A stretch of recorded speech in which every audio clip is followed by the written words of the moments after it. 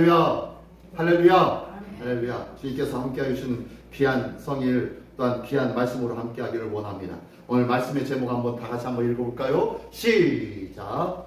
바로 알면 감사한다. 예, 바로 알면, 똑바로 알면 감사할 수밖에 없는 줄 믿습니다. 바로 아는지, 내가 온전한 믿음이 있다고, 그리고 또한 여러 해 동안, 수십 년 동안 교회에 다녔다고 하나님의 복음에 대해서, 예수 그리스도의 복음에 대해서 제대로 똑바로 잘 안다? 그건 몰라요. 그건 몰라요. 또한 잘 아는 것 같은데요, 때로는 굽어지고 때로는 엉뚱한 곳으로 향하는 게 우리의 모습 같더라고요. 믿음이 처음 들어왔을 때는요, 저도 그런 것 같아요. 믿음이 처음 들어왔을 때는요, 이것이 복음이었구나 라고 깨달은 거예요. 그러니까 다른 것은 안 보여요. 딱 복음 한 가지만 보여요. 근데요, 이 복음 한 가지만 보면서 생활하다 보니까 세상의 것들도 이것도 보고 저것도 보고, 이 소리도 듣고 저런 소리도 듣고, 하나님의 말씀 듣고 세상 이야기도 듣고, 하나님의 귀한 말씀으로 묵상도 하고, 세상 노래와 세상 TV 영상들로 혼이 빠져가지고 그것만 쳐다보기도 하고, 이러다 보니까요, 어느샌가 모르게 나도 모르게 이 하나님을 향하였던 순수한 이 복음이 어떻게 해요? 희석되어지고 혼합되어집니다. 그래서 나도 모르게 이 복음이 굽어지고요, 위태위태해지고요, 흔들리고요, 머뭇머뭇하는 신앙이 되어져 버리고 있더라는 거예요. 나도 모르게. 처음에 믿었을 때의 그 뜨겁고 간절했던 그 신앙이 늘 지속되어지는 줄 알았는데 그렇지 않더라는 거예요. 때마다, 순간마다 또한 상황마다 변하는 것이 우리의 마음이더라고요. 조변석계라고 하죠. 아침 변하고 저녁 새롭게 되어지는 그런 삶이 우리의 모습이더라고요. 그러나 우리가 하나님을 바로 알며 이 바로한 하나님에 대하여서 늘 묵상한다면 이 말씀이 변하지 아니하고 우리의 삶을 붙잡고, 우리의 마음을 붙잡고, 생각을 붙잡고, 우리의 계획을 붙잡아 주실 줄 믿습니다. 그래서 말씀 묵상이 필요한 거예요. 그래서 늘 기도하는 거예요. 항상 기뻐하라, 쉬지 말고 기도하는 거예요. 그래서 기도하고 말씀 보는 것이 우리 그리스도인의 멋진 신앙의 삶이요, 그것이 능력 있는 그리스도인의 삶인 줄 믿습니다. 네, 이 귀한 삶으로 오늘도 승리할 수 있는 우리 모두가 되기를 원합니다. 자, 이 사람 아세요? 이 사람 TV에서 많이 봤죠. TV에서 많이 봤습니다. 그죠? 안 보셨어요? 못 보셨어요? 예, 많이 봤어요. 누구냐면 철학자 강신주라는 분입니다. 철학자 강신주. 이분이요, 연대 철학 박사를 받았고, 그리고 국내 방송이나 철학서적으로, 그 다음에 각종 세미나로 아주 대단한 인기를 몰았죠. 한 3, 4년 전까지만 해도 인문학이 우리 그 TV나 방송 매체에서 우리 코로나 기간 동안은요, 얼마나 많이 인문학 얘기를 하면서 인문학을 통하여서 새롭게 되어지자라는 얘기를 얼마나 많이 했는지 모릅니다. 그때 많은 책들과 서적과, 그리고 많은 철학자들과 많은 이론가들과 많은 이렇게 저술가들이 나와가지고요, 많은 이야기를 하고 이론적인, 그리고 인문학에 대하여서 많이 강행하기도 하였습니다. 그때 떴던 인물 중에 한 분이 바로 이 강신주라는 이분이죠. 그래서 지금도 EBS나 기타 방송에서 자주 종종 나와요. 그리고 이분이 장자 수업, 그 다음에 대학 토론 배틀, SBS 지식 나눔 콘서트, 이런 것들을 참여하고, 그 다음에 우리에게 잘 볼 수 있는 분이 바로 이분입니다. 이분이요, 현대 철학, 라탕이나 여러 철학자들의 그러한 현대 철학을 가지고 뭘 했냐면 동양 철학을 지켜보고 동양 철학과 같이 융합시키려고 하였던 그런 부분들이 많이 있어요. 제가 듣기에는 서양 철학과 동양 철학들이 계속 견주어지면서 설명하고, 그 다음에 많은 사람들에게 아주 큰 감동을 주는 그런 분이 바로 이 강신주 철학자인데요. 이분이 지난번에 이제 보다가 이분이 영상이 하나 떴길래 이분 영상을 봤어요. 근데요, 이분 영상을 보면서 이분이 주로 이제 동양 철학을 많이 해요. 장자 수업이라는 것도 알 수 있겠지만요. 이 동양 철학을 서양 철학을 전공하다가 현대 철학을 전공하다가 다시 동양 철학을 보고 그 동양 철학을 끄집어내서 어떻게 하면 현대인들의 삶에 적용시키는 거예요. 그래서 우리 사람들은 그냥 알고 깨닫는 것, 우리나라 같은 경우에는 아주 많이 배웠죠. 많은 사람들이. 많은 분들이 대학 졸업, 고등학교, 대학, 고학력자들이 너무너무 많아요. 그렇죠? 그렇게 많은 이 나라인데도 불구하고 인문학이 제대로 세워지지 않았다는 거예요. 그래서 인문학 얘기를 아주 굉장히 재미있게 그리고 아주 진지하게 설명해 주는 분인데, 좀 전에 말씀드린 대로 이 동양 철학을 많이 설명하다 보니까 아마 이 동양 철학에 심취했던 것 같아요. 그리고 이 동양 철학의 유교 사상이나 그리고 불교 사상들을 많이 접했던 것 같아요. 그래서 이분이 강의하는 거 보면요, 아주 그런 동양적인, 그 다음에 불교적인 그런 사상들을 많이 얘기해 줘요. 그래서 이분 영상을 보다가 깜짝 놀랐어요.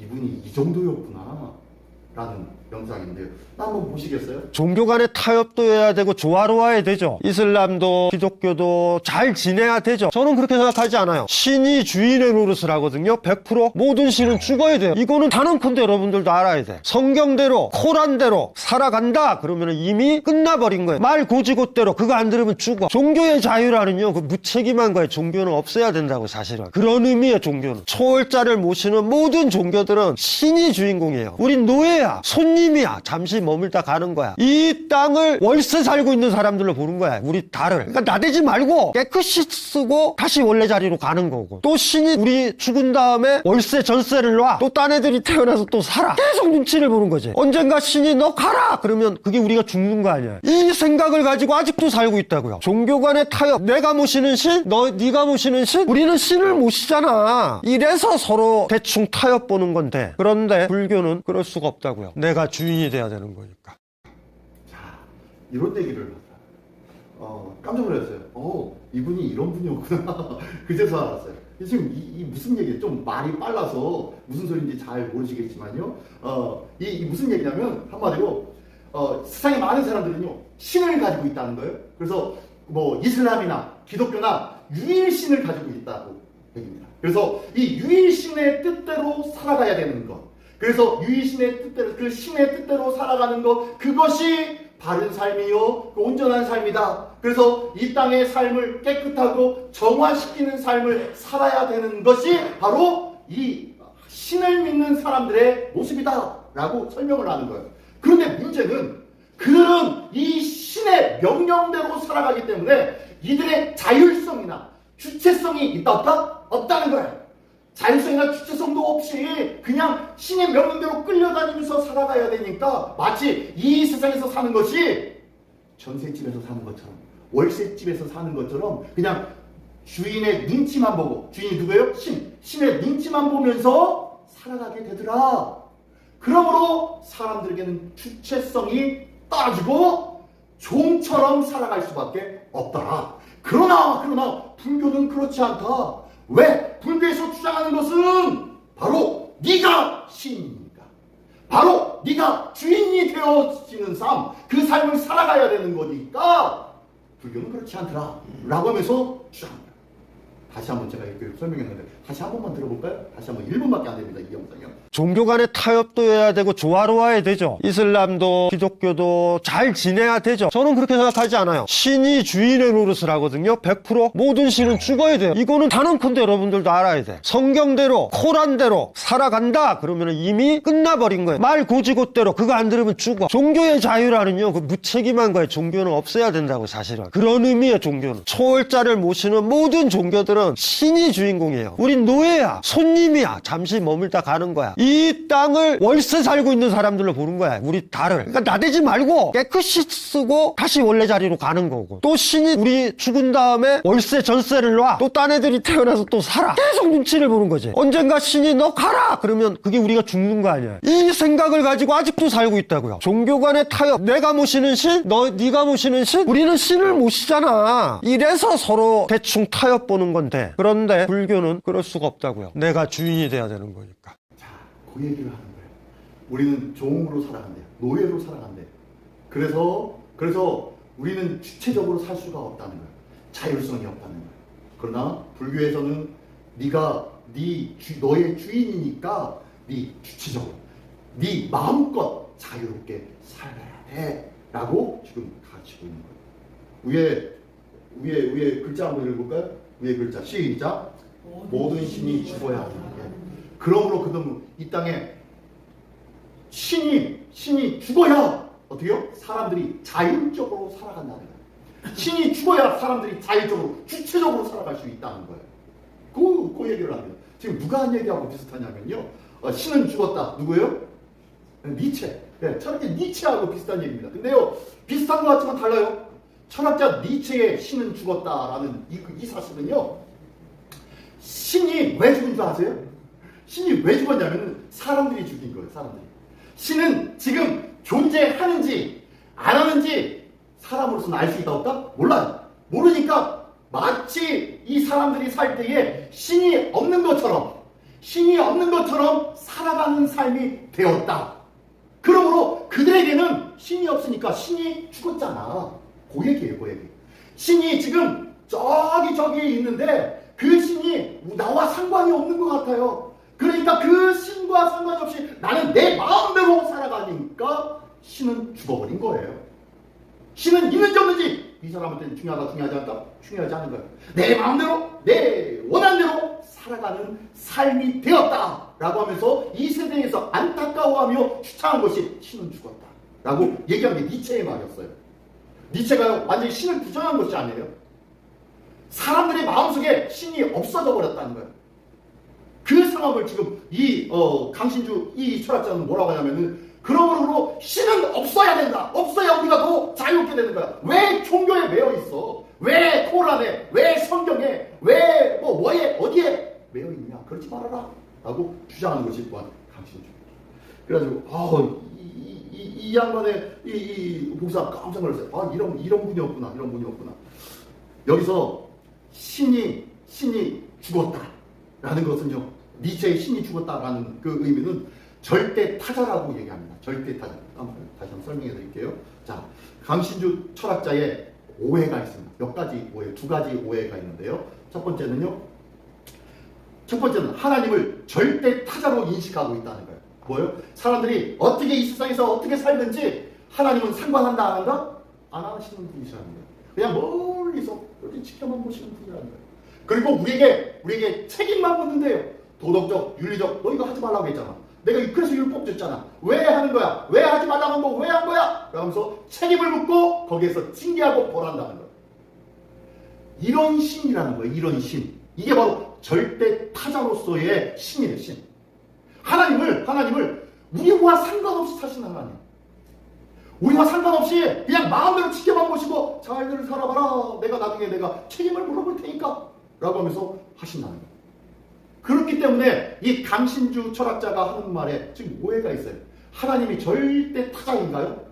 우리의 삶을 상관없이 지켜보지도 않고 그냥 내버려뒀다가 나중에 죽는 그날 심판하시는 그런 하나님이신가요? 그런 무책임한 하나님이신가요? 아니에요. 하나님은 그런 하나님 아닙니다. 그죠?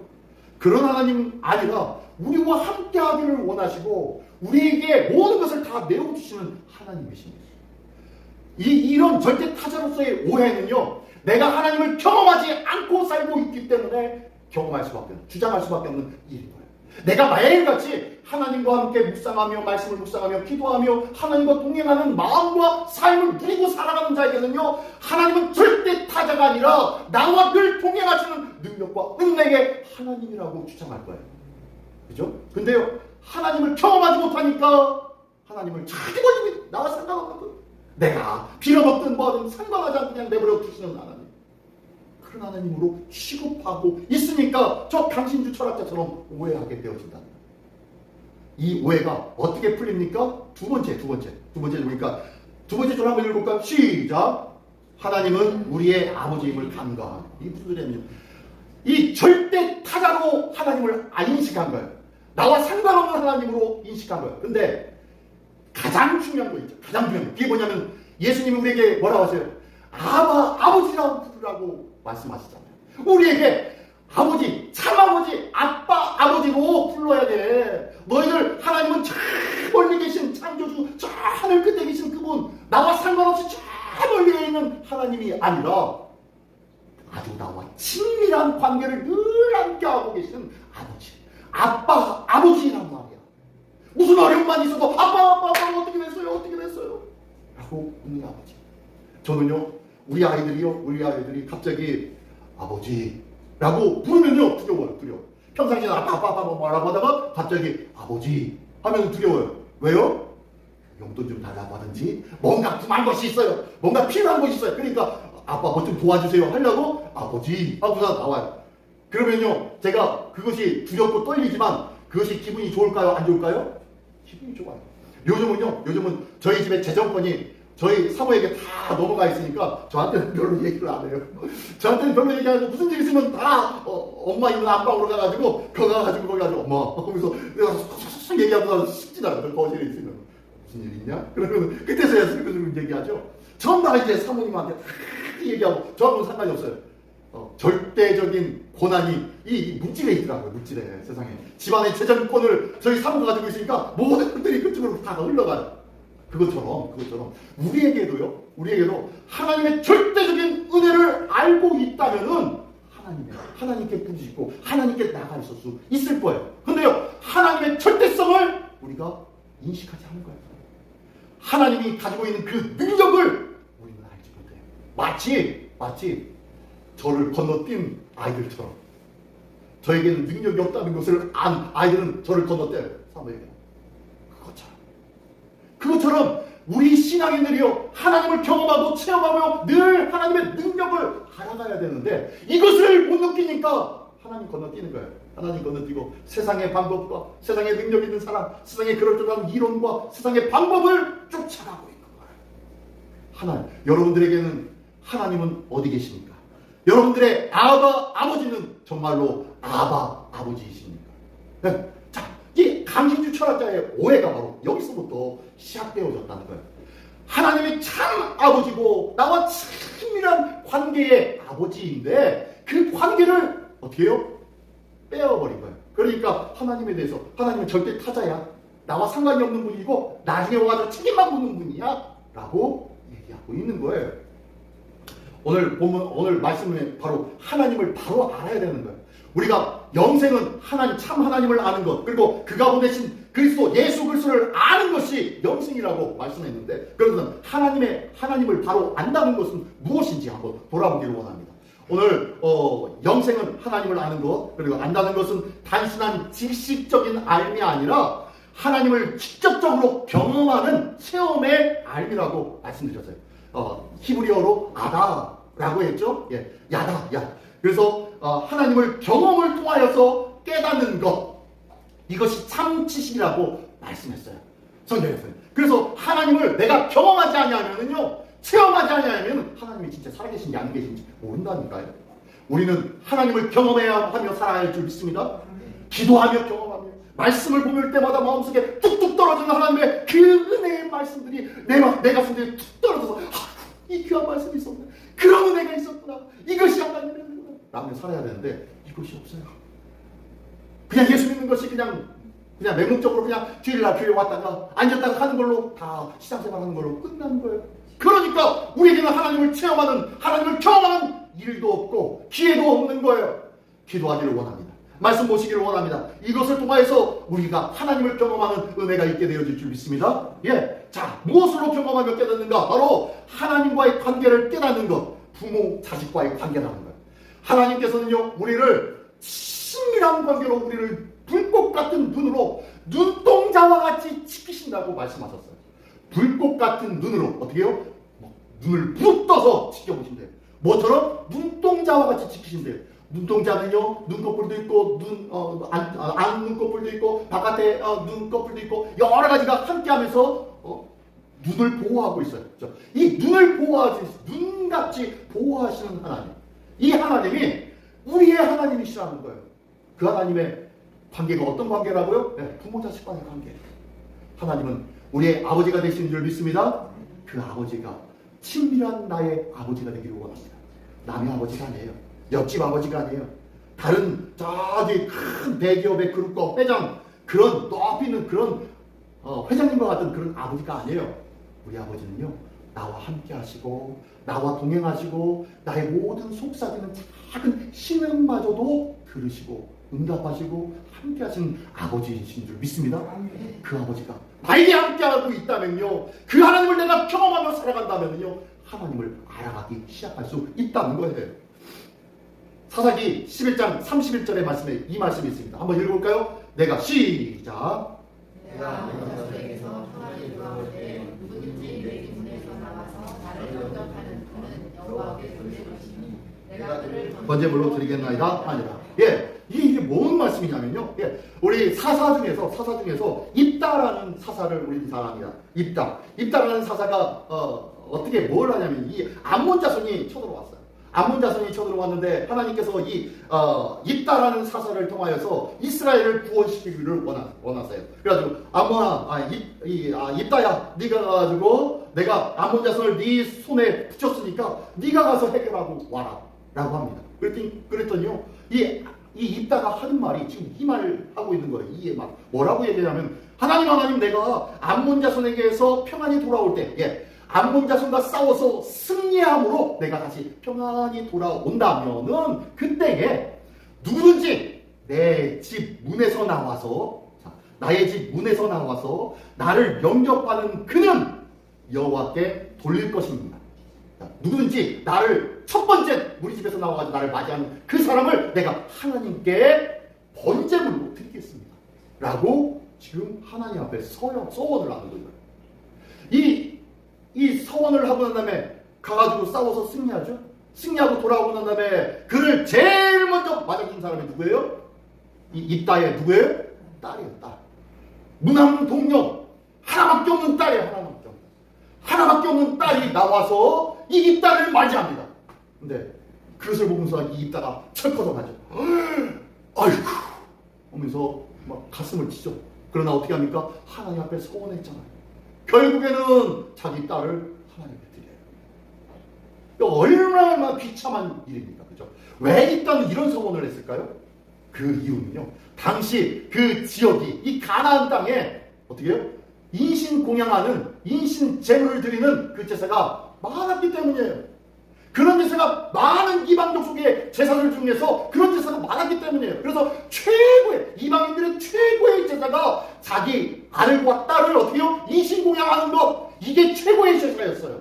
이게 최고의 신앙이었단 말이에요.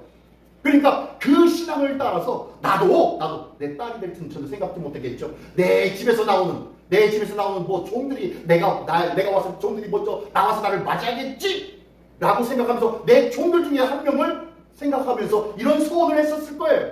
그런데 그 소원에 누가요? 내 딸이 걸려드린 거예요. 하나님은요, 절대로 인신공양을 받지 않으시는 분이십니다. 하나님은 절대로 그렇지 않고요. 그 다음에 모세를 통하여서 신명기를 통하여서 너희는 이방인들과 같이 그렇게 사람, 아들과 자식을 불의로 지나가지 않게 해라 라고 하면서 그것을 경멸하였어요. 그렇게 하는 자를 돌로 쳐 죽여라 라고까지도 했고요. 근데 이 말씀을 알지 못하고 그냥 내가 보아온 세상 사람들, 그 사람들이 최고로 그들의 신에게 봉양하는 것이 인신제사였단 말이에요. 그러니까 자신도 모르게 하나님의 말씀은 모르겠고 내가 보아온 것 중에서 최고의 것들로 하나님께 드려야지 했던 것이 바로 이 소원이었단 말이에요. 무엇 때문에 이런 잘못된 결론을 맺은 거예요? 하나님의 알지 못해서요. 하나님의 말씀에 대해서 알지 못해서 그래요. 한번 읽어보겠습니다. 시작! 입다는 당시 가나안의 이방신처럼 하나님을 거래의 신으로 오해하는데, 하나님은 내가 이렇게 하면 하나님이 이렇게 더 좋은 것을 주시겠지? 내가 열심히 교회 다녀야 내가 구원을 받는다는 것, 영생을 얻는 것을 내가 보장받겠지? 라고 착각한다는 거야.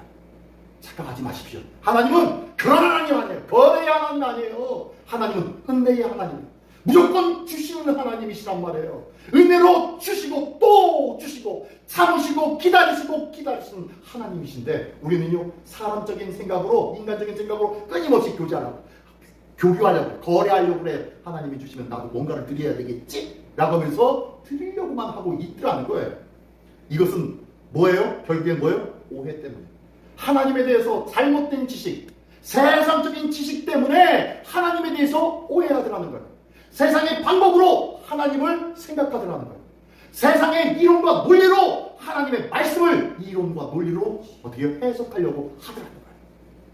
그래서 아까 연대 철학 박사를 받은 이 강신주 철학자도 그 많은 공부를 했지만 뭐예요? 헛되고 헛된 거예요. 하나님을 알지 못하는 자의 모습이었다는 거예요. 자, 또 두 번째, 하나님을 알지 못하는 두 번째 이유 볼까요? 마태복음 25장 24절 25절의 말씀입니다. 한번 읽어보겠습니다. 시작! 한 달란트를 받은 자는 와서 이르되 주인이여 당신은 굳은 사람이라 심지 않은 데서 거두고 해치지 않은 데서 모으는 줄을 내가 알았으므로 두려워하여 나가서 당신의 달란트를 땅에 감추어 두었나이다. 보소서 당신의 것을 가지셨나이다. 이게 뭔 소리 하고 있어요, 또 이거? 이거는요, 우리 그 달란트의 비유에 대해서, 그 비유 중에 한 부분이죠. 이 주인이 먼 타국으로 가게 되었습니다. 그래서 이 타국으로 갔다 오는 동안 자기 종 3명에게 달란트를 맡깁니다. 하나에게는 5달란트를, 하나에게는 2달란트를, 하나에게는 1달란트를. 그랬더니요, 갔다 와 보니까, 와가지고 결산을 해보니까 5달란트, 맡겼던 자는 5달란트를 남기고, 2달란트, 받은 자는 2달란트를 남기고, 1달란트를 받은 자는 어떻게 해요? 가가지고, 어디 가서 땅속에 가가지고, 달란트를 다시 캐어가지고 내려오면서 하는 말이 뭐라고요? 주인이시여, 당신은 굳은 사람이 아니십니까? 그래서, 심지 않은 데서 거두고 해치지 않은 데서 모으는 줄 내가 알았으므로 이 무슨 소리예요? 심지 않은 데서 거두고 해치지 않은 데서 모은다라는 것은 말이 됩니까? 안 됩니까? 안 되는 거예요. 심지 않은 데 어떻게 거둘 수가 있어요? 흩어지지 않았는데 어떻게 모을 수가 있냐는 거예요. 누군가가 흩었고 누군가가 심었기 때문에 그것을 거두고 그다음 모으는 것 아니겠습니까? 그죠? 그러니까 이 당신은 굳은 사람이다 라는 말은요, 굳은 사람은 험악하고 자기 마음대로고 네 마음대로 생각하는 그런 주인이어서 네 마음대로 봐가지고 내가 심지도 않았는데 다른 사람이 뿌려놨는데 여기 내 땅이야 하면서 내 것으로 걷어들이는 사람, 여기에 뭔가 일을 해놨는데 그것을 이것도 내 거야 하면서 내 것으로 취하려고 하는 그런 이기적이고 탐욕스러운 주인으로 본 거예요, 지금 이 종은. 그래서 이 25절에 보니까 내가 그래서 두렵대요. 그래서 이 주인이 두려워서 나가서 당신의 달란트를 땅에 감췄다가 그대로 가져왔습니다. 보십시오 라고 하고 있는 거예요. 지금 이 종은 주인에 대해서 어떻게 된 겁니까? 네? 오해하고 있죠. 왜요? 주인에 대해서 선입견이 있었어요. 선입견. 주인은 무서운 사람이야, 주인은 정확한 사람이야 라는 말에 아마 이 종은요 대단히 굳은 사람으로 여겼다는 거예요. 이 굳은 사람이다라는 이 의미는요, 엄하고 무서운 분으로 보았다는 거예요. 볼까요? 예. 여기 보니까 굳은 사람이다라는 것은요, 부당하게 높은 기준과 기대를 가지고 종들에게 책임을 묻는 사람. 저 사람, 내가 요만큼을 줬으니까, 내가 5달란트 줬으니까 5달란트까지 남겨서 10달란트를 가져오겠지? 2달란트 줬으니까 2달란트 남겨서 4달란트 가져오겠지? 너 1달란트 줬으니까 1달란트 남겨서 2달란트 가져오겠지? 라고 생각하는 그런 분이라고 착각했단 거예요. 그러나 하나님은 그런 하나님이 아니거든요. 여기서 당신은 굳은 사람이다 라는 것은 부당하게 높은 기준으로 나를 기대하고 있군요. 그리고 그러지 못할 경우에 나에게 책임을 묻는 하나님이 그런 신이시군요. 그런 주인이군요. 라고 얘기합니다. 앞에서 얘기한 무엇과 똑같아요? 절대 타자라고 생각하는 거죠. 이런 사람들은 어떻게 됩니까? 하나님에 대해서 너무너무 많이 오해하고 선입견을 가지고 있는 거예요. 자, 아까 얘기한 이 강신주 신학자의 중요 부분, 다시 좀 간추린 부분, 중요한 부분만 다시 한번 보겠습니다. 한번 들어보십시오. 초월자를 모시는 모든 종교들은 신이 주인공이에요. 우린 노예야, 손님이야, 잠시 머물다 가는 거야. 이 땅을 월세 살고 있는 사람들로 보는 거야, 우리 달을. 그러니까 나대지 말고 깨끗이 쓰고 다시 원래 자리로 가는 거고, 또 신이 우리 죽은 다음에 월세 전세를 놔, 또 딴 애들이 태어나서 또 살아. 계속 눈치를 보는 거지. 언젠가 신이 너 가라 그러면 그게 우리가 죽는 거 아니야. 이 생각을 가지고 아직도 살고 있다고요. 종교 간의 타협, 내가 모시는 신, 신? 네가 모시는 신? 우리는 신을 모시잖아. 이래서 서로 대충 타협 보는 건데, 그런데 불교는 그럴 수가 없다고요. 내가 주인이 돼야 되는 거니까. 네, 그렇기 때문에 내가 주인이 돼야 돼요. 주인 밑에 있고 싶지 않은 거예요. 하나님의 밑에 있기 싫은 거예요. 그래야 내가 자유로울 것 같고, 그래야 내가 내 마음대로 할 수 있을 것 같단 말이에요. 그래서 나는 신이 싫은 거예요. 신을 떠나고 싶어 하는 거예요. 하나님을 믿으라고 해도 요즘 사람들은 콧방귀를 낍니다. 왜요? 구속받기 싫어요. 특히 요즘 MZ시대 우리 친구들은, 젊은 친구들은요, 구속받는 거에 대해서 절대로 싫어하죠. 한마디로 어디 설날이나 명절 때 모여가지고 너 시집은 안 가니? 너 장가 안 가니? 너 직장은 잘 다니니? 라고 묻는 것조차 싫어해요. 그거 물어보면요, 2번 다시 그 모임에 안 간다고 그래요. 그 정도로 우리 자녀들이 그렇잖아요. 왜요? 구속받기 싫어요. 요즘 시대가 그래요. 하나님 없이 살고 싶어하는 시대란 말이에요. 이런 시대에 내가 주인 돼서 주체적으로 내 마음대로 살고 싶은 거예요. 이게 어디에 있어요? 성경에도 있어요. 그죠? 어디 있어요? 창세기에 나오고 있어요. 어디요? 아담과 하와가 그랬어요. 보암직도 하고 먹음직도 하고 지혜롭게 할 만큼 탐스럽기도 한지라 그것을 먹고 자기 남편 아담에게로 가져가서 주었다가, 이게 바로 사람입니다. 이게 바로 이 세대가 그렇다는 거예요. 하나님을 외면하고 싶어하는 그런 세대, 하나님을 거부하고 싶어하는 그런 세대가 바로 이런 세대라는 거예요. 그러나 하나님을 바로 안다면은 이 모든 문제가 해결되어질 수 있습니다. 하나님을 바로 하면 감사할 수 있습니다. 하나님을 이방신처럼 오해한 이따, 그리고 주인을 절대 타자로 오해한 종, 이들은요 하나님을 알지 못해서 그래요. 철학자 강신주 씨도 하나님을 알지 못해서 그래요. 아버지 친밀하신 하나님을 알지 못했기 때문에. 나는 하나님을 정말로 잘 알고 있으십니까? 한번 읽어보겠습니다. 시작. 하나님을 사랑의 아버지로 바로 아는 사람은 모든 상황이 감사합니다. 하나님의 그 은혜를 받아 누리는 사람, 그 하나님의 그 크신 사랑을 경험해 보는 사람, 그 사람들에게는요 어떠한 상황과 어떠한 형편이든지 모든 것이 감사가 될 줄 믿습니다. 이 귀한 은혜가 저와 여러분에게도 있기를 예수님의 이름으로 축원합니다. 기도하겠습니다. 이 시간 다같이 기도할 때 하나님을 알게 하여 주시옵소서. 하나님을 바로 알기를 원합니다. 주여, 하나님을 바로 아는 은혜가 있게 하여 주시사 하나님 앞에 더욱더 크게 감사하는 우리 모두가 되게 하여 주시옵소서. 다시 한 목소리로 기도하겠습니다.